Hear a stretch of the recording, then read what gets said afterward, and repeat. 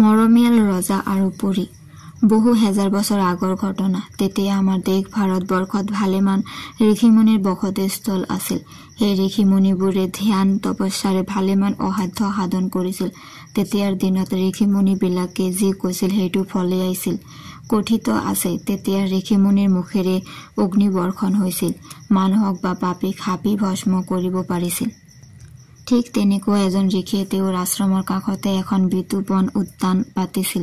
সেই উদ্যানত ঋষিয়ে নানা ৰঙৰ বিবিধ পুষ্পৰ সমাহাৰ সৃষ্টি কৰিছিল। উদ্যানখনৰ কাষতে আছিল এটি আইনা যেন পৰিষ্কাৰ পানীৰ সৰোবৰ। সেই পানীত নিজৰ চেহেৰা দেখা গৈছিল। উদ্যান আৰু সৰোবৰৰ গাতে লাগি আছিল এখন অটব্য হাবি। সেই হাবিত নানাবিধ বনৰীয়া জীৱ জন্তুৰ বসতিস্থল আছিল। সেইখন হাবি আছিল এগৰাকী ভাৰত বিখ্যাত ৰজাৰ ৰাজ্যৰ অন্তৰ্গত। ৰজাই প্ৰায়ে মৃগয়া কৰিবলৈ উক্ত হাবিত প্ৰৱেশ কৰিছিল। আনহাতে ঋষিয়ে তেওঁৰ উদ্যানখনক পুত্ৰৰ দৰে লালন পালন কৰিছিল।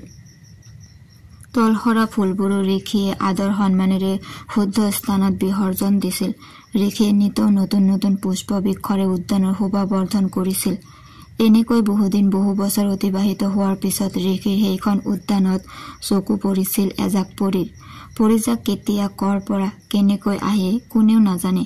কিন্তু আহিবৰ সময়ত কোনোদিনে ঋষি আশ্ৰমত নাথাকে। শুভ বস্ত্ৰ পৰিহিতা ধুনীয়া ধুনীয়া পৰীজাক আহিয়ে প্ৰথমতে হ্ৰদত জলকেলি কৰে। তাৰ পিছত উদ্যানত থকা সুস্বাদু ফল ভোজন কৰে আৰু একেবাৰে শেষত উদ্যানৰ ধুনীয়া ধুনীয়া ফুলবোৰ ছিঙি পুনৰ আগৰ ঠাইলৈ গমন কৰে।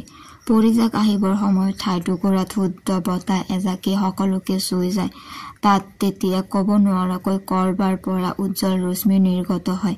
পৰীজাক অন্তৰ্ধান হোৱাৰ কিছু সময়ৰ পিছতহে ঋষি আশ্ৰমলৈ আহে। আহিয়ে তেওঁ উদ্যানৰ অৱস্থাটো দেখি খঙত জ্বলি যায়। বহুদিন এনেকুৱা হোৱাৰ পিছত ঋষিয়ে এটা সিদ্ধান্ত ললে।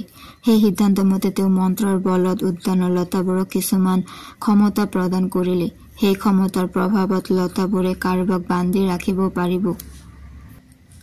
এই বন্ধনমুক্ত হবলৈ কাৰোবাৰ শৰণ লবই লাগিব, নহলে লতাবোৰৰ পৰা মুক্তি লাভ কৰাৰ কাৰো সাধ্য নাই। এইদৰে লতাবোৰক ক্ষমতা দিয়াৰ পিছত ঋষিয়ে তেওঁৰ নিত্যনৈমিত্তিক কৰ্মত প্ৰতিদিনে ব্যস্ত হৈ থাকিল। অন্য এদিনৰ কথা, পৰীবিলাকে ঋষি আশ্ৰমত নথকাৰ সুযোগত সেইদিনাও সৰোবৰত জলকেলি কৰি উঠি উদ্যানৰ সুস্বাদু ফলহাৰ কৰিলে। তাৰ পিছত উদ্যানৰ পৰা ফুল গোটাই বুলি যাওঁতে গোটেই জাক পৰি লতাত বন্দী হৈ থাকিল। হেজাৰ চেষ্টা কৰিও সিহঁতে লতাৰ পৰা মুক্ত হব নোৱাৰি চিঞৰ বাখৰ কন্দা কটা আৰম্ভ কৰিলে। সৌভাগ্যবশত সেইফালেৰে গৈ আছিল ৰজা।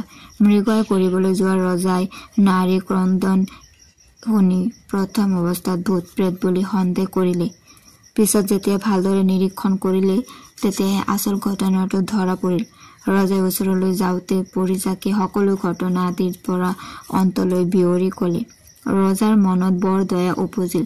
তেওঁ এই অপৰাধৰ বাবে ঋষিক গালি সপনিও পাৰিলে আৰু পৰীকেইজনীক মুক্ত কৰি দিলে। ৰজাই তেওঁৰ অভিমান ৰক্ষা কৰিবলৈ কলে যে ৰজাই কাৰো পৰা অনুমতি লোৱাৰ প্ৰয়োজন নাই। ৰজাৰ এনে বাক্যবাণে মুনিক আৰু বেছি ক্ৰোধান্বিত কৰিলে। তেওঁ লগে লগে ৰজাক ফুল হৈ ঋষিৰ আশ্ৰমত ফুলি থাকি নিজৰ অপৰাধৰ শাস্তি এনেদৰে ভোগ কৰিবলৈ অভিশাপ দিলে। ঋষিৰ অভিশাপত মৰমিয়াল ৰজা সৰোবৰত পদুম ফুলৰূপে ফুলি সৌন্দৰ্য বৰ্ধন কৰি ৰল। ইয়াৰ কিছুদিন পিছত পুনৰ সেই পৰীকেইটা ঋষিৰ আশ্ৰমলৈ আহি হাঁহি হাঁহি সৰোবৰৰ জলত নামিল। আগে পিছে নেদেখা ধুনীয়া পদুম ফুল সৰোবৰত ফুলি থকা দেখি পৰীবোৰৰ মনত লোভ জন্মিল। সিহঁতৰ এজনীয়ে ফুল ছিঙিবলৈ আগবাঢ়ি যাওঁতে ফুলৰূপী ৰজাই ইনাই বিনাই কবলৈ ধৰিলে, মই ফুলৰূপী ৰজাহে। তোমালোকক ৰক্ষা কৰিবলৈ গৈ মই ঋষিৰ শাপত এনেদৰে ফুল হৈ পানীত ফুলি ৰলো। তোমালোকে ছিঙিবলৈ হাত নেমেলিবা, মোক তেনেদৰে ফুলি থাকিবলৈ দিয়া। ৰজাৰ দুখত পৰীকেইজনী ভাঙি পৰিল। সিহঁতে যিকোনো উপায়ে সেই মৰমিয়াল ৰজাক ৰক্ষা কৰিবলৈ সংকল্প ললে। ইয়াৰ পিছত সিহঁতে আৰু ঋষিৰ উদ্যানত প্ৰৱেশ নকৰিলে।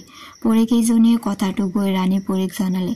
মৰমিয়াল আৰু খঙাল ঋষিৰ কথা কওঁতে ৰাণী পৰীয়ে লোকৰ ক্ষেত্ৰত অনধিকাৰ প্ৰৱেশৰ বাবে পৰীকেইজনীক কটু ভাষাৰে সমালোচনা কৰিলে। ইয়াৰ পিছত ৰাণী পৰীয়ে সিহঁতক এটি কৌশল শিকাই দিলে। ৰাণী পৰি দিহামতে পৰি কেইজনে ঋষিৰ আশ্ৰমত সাধাৰণ নাৰীৰ দৰে সেৱা শুশ্ৰূষা কৰি খুব কম দিনৰ ভিতৰত নিজৰ কৰি পেলালে। পিছত ঋষিৰ মন বুজি নিজৰ পৰিচয় দিয়াত ঋষি স্তম্ভিত হল। তেওঁৰ আশ্ৰমত পৰিহবৰ আগমন কথাটো ঋষিয়ে ভাবিবই নোৱাৰিলে। পিছত সুযোগ বুজি ঋষিক পূৰ্বৰ সকলো দুখ কৈ ক্ষমা বিচাৰিলে। ঋষিয়ে হাঁহি হাঁহি ক্ষমা কৰিলে। তেতিয়া এজনী পৰীয়ে ঋষিক বুজালে যে আনৰ অপৰাধৰ বাবে আনক কঠোৰ শাস্তি দিয়া অনুচিত। ঋষিয়ে কথাষাৰ স্পৰ্শ কৰিবলৈ কোৱাত পৰীজনীয়ে মৰমীয়াল ৰজাজনৰ কথা কলে। লগতে এই কথাও কলে যে আচলতে সেই ঘটনাত ৰজাৰ অলপো দুখ নাই। মৰমীয়াল ভাৱে লোকক তেওঁ দয়া কৰিছে।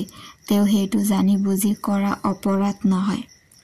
পিছত ঋষিয়ে নিজৰ ভুল বুজিব পাৰি ৰজাক শাপমুক্ত কৰি পুনৰ ৰজালৈ পৰিৱৰ্তন কৰে। শেষত ৰজা, ঋষি আৰু পৰী কেইজনীয়ে হাঁহি ফূৰ্তিৰ মাজেৰে আশ্ৰম ত্যাগ কৰি নিজৰ নিজৰ ঠাইলৈ গমন কৰে। পৰিষদৰ সফলতাই ৰাণী পৰীক বৰ আনন্দিত কৰে। ইফালে বহুদিনৰ মূৰত জীৱিত ৰজাক দেখি ৰাজ্যবাসীৰ মনত অপাৰ আনন্দ জন্মে আৰু ৰাজ্যত নৃত্য গীত আৰম্ভ হয়।